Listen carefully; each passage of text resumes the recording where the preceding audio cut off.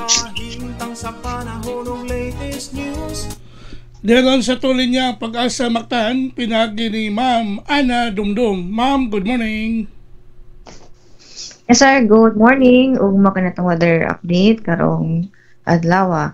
As of alas 3 ganiyang buntag, ang tropical depression or bagyong Imong na kini sa may 460 kilometers northeast sa Itbayat, Batanes.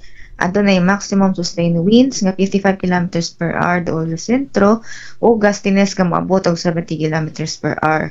Kini nagalihok pa northeastward sa gikos-gon nga 45 kilometers per hour.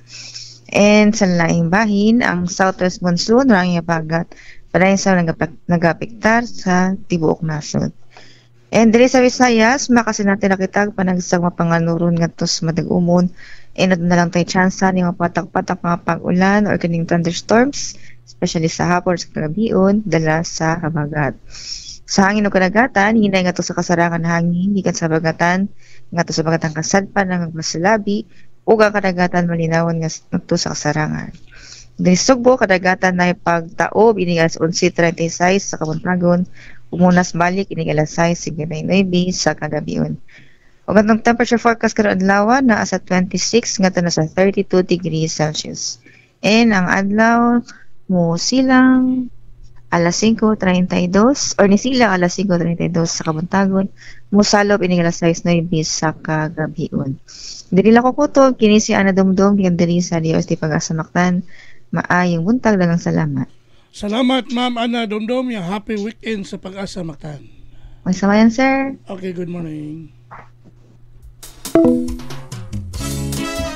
Inyo gadabati ang atong dagan sa kahimtang sa panahon ining adlaw nga Sabado, pizza 26 bulan sa Hulyo tuig 2025. Ang atong weather update kung dagan sa kahimtang sa panahon, pinagi ni Ma'am Ana Dumdum, ang atong weather specialist gikan sa Pag-asa Mactan. Salamat kayo sa Pag-asa Mactan ug mayong buntag kanatong tanan. Sa kabuntagon